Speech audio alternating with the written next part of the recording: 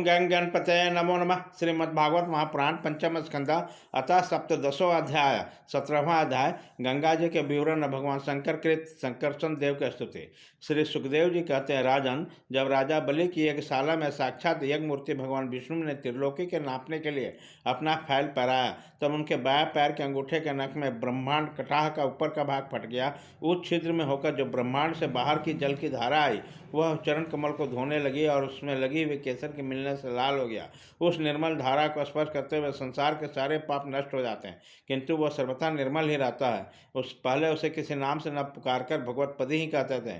वह धारा हजारों युग बीतने पर भी स्वर्ग के शिरोभाग में स्थित ध्रुवलोक में उतरे, जिसे विष्णु पद भी कहते हैं। वीरव्रत परीक्षित उस ध्रुवलोक में उत्तनपाद के पुत्र परम भागवत ध्रुव जी रहते हैं। वह नित्य प्रति बढ़ते हुए भक्ति भाव से हमारे कुल देवता का चरणोदक है, ऐसा मानकर आज भी उस जल को बड़े आदर से सिर पर चढ़ाते हैं। उसी समय प्रेमावेश के कारण उनका हृदय अत्यंत गदगद हो जाता है और उत्कंठा बस बरबस मुदे हुए दोनों नयन कमलों से निर्मल आंसुओं की धारा बहने लगती है और शरीर में रोमांच हो आता है।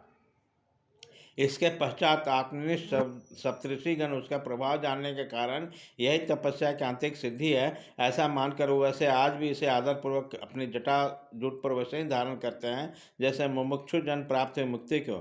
यूँ बड़े ही निष्काम है। सर्वात्म भगवान वसुदेव की निश्चल भक्ति को ही अपना परम धन मानकर उन्होंने अन्य सभी कामनाओं को त्याग दिया, यहाँ तक कि आत्मज्ञान को भी ये उसके सामने कोई चीज़ नहीं समझते हैं। वहाँ से गंगा जी करोड़ों विमान में घिरे हुए आकाश में होकर उतरती है और चंद्रमंडल को आप्लुत करके मेरु को शिखर पर ब्रह्मपुरी में गिरती है।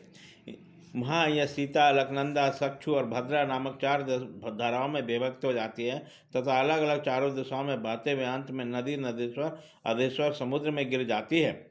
इसमें सीता ब्रह्मपुरी में गिरकर केसर चल सर्वोच्च शिखरों में होकर नीचे की ओर बहते हुए गंधमादन शिखर पर गिरती है तथा भद्रास भर को प्लवित कर पूर्व की ओर खारे समुद्र में मिल जाती है। इसी प्रकार चक्षु माल्यवान के शिखर पर पहुंचकर वहीं से बेरोक टोक केतुमाल वर्ष में बहती हुई पश्चिम की ओर क्षार समुद्र में जा मिलती है। भद्रा मेरु पर्वत के शिखर से उत्तर की ओर गिरती है तथा एक पर्वत से दूसरे पर्वत पर जाते हुए अंत में भगवान के श्रृंगवान के शिखर से गिरकर उत्तर कोश के देश में होकर उत्तर की ओर बढ़ती हुई समुद्र में मिल जाती है। अलकनंदा ब्रह्मपुरी से दक्षिण की ओर गिरकर अनेक गौरी शिखरों को लांघते हुए हेमकुट पर्वत पर पहुँचती हैं। वहाँ से अत्यंत तीव्र वेग में हिमालय के शिखरों को चीरते हुए भारतवर्ष में आती है और फिर दक्षिण की ओर समुद्र में जा मिलती है। इससे स्नान करने के लिए आने जाने वाले पुरुषों का पद पर अश्वमेध और राजसोग आदि यज्ञों का फल भी दुर्लभ नहीं है। प्रत्येक वर्ष में मेरु आदि पर्वत से निकली हुई और भी सैकड़ों नदियाँ हैं। इन सब वर्षों में भारतवर्ष की क्रम भूमि है। से 60 वर्ष तो स्वर्गासी पुरुष के स्वर्ग भोग से बचे हुए पुण्यों को भोगने का स्थान है, इसलिए इन्हें भूलोक का स्वर्ग भी कहते हैं। वहाँ के देवतल मनुष्य के माननीय गणना के अनुसार 10,000 वर्ष की आयु होती है। उनमें 10,000 हाथियों का बल होता है तथा उसके वृष सदृश सुदृढ़ शरीर में जो शक्ति, यौन और उल्लास होते हैं, उसके कारण बहुत समय तक मैथुन आदि विषय भोगते रहते हैं। अंत में जब भोग समाप्त होने पर उनका आयु का केवल 1 वर्ष रहता है, तब उनकी स्त्रियां गर्भ धारण करती है। इस तरह वहाँ सर्वदा त्रेता युग के समान समय बना रहता है। वहाँ ऐसे आश्रम, भवन और वर्ष पर्वतों की घाटियाँ हैं जैसे सुंदर वन, उपवन, सभी ऋतुओं के फूलों के गुच्छे, फल और नूतन पल्लवों के शोभा भार से झुकी हुई डालियाँ और लताओं वाले वृक्षों से सुशोभित हैं।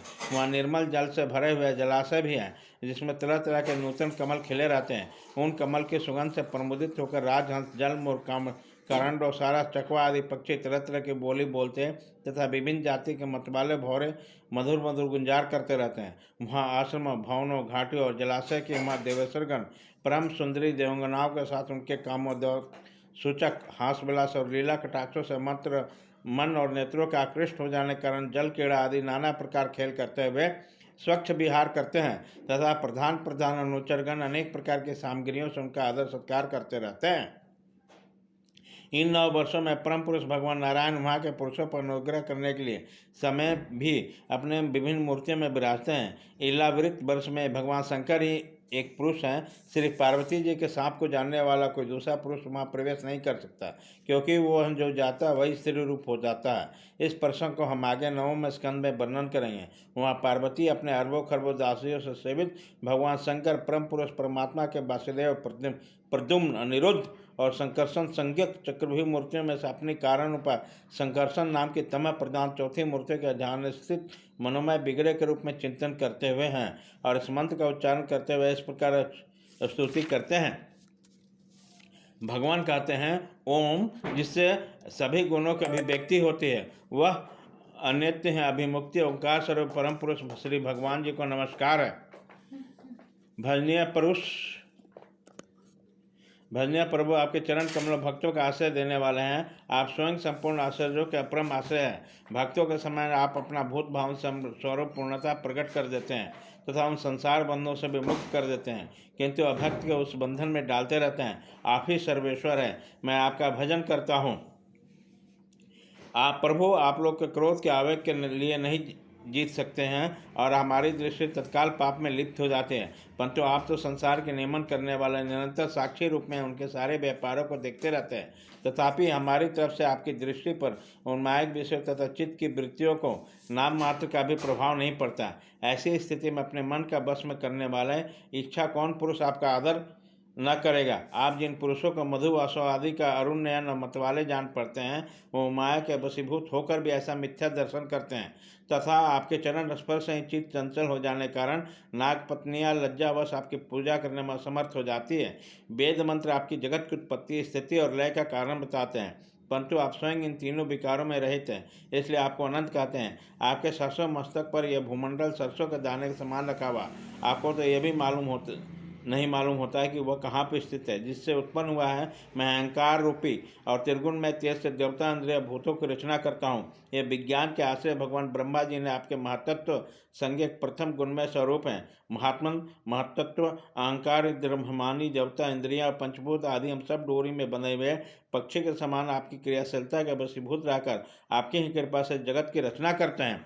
सत्यवादी गुणों के सृष्टि से मोहित हुआ ये जीव आपकी ही रची हुई तथा क्रम बंधन में बांधने वाली माया को तो कच्ची जान लेता है, किंतु उससे मुक्त होने को उपाय उसे सुगमता से नहीं मालूम होता। इस जगत की उत्पत्ति और प्रलय भी आप ही के रूप में होता है। ऐसे मैं आपको बारंबार नमस्कार करता हूँ। इति श्रीमद्भागवते महापुराणे पारमहंस्यां संहितां पंचम स्कंधे 10वां अध्याय।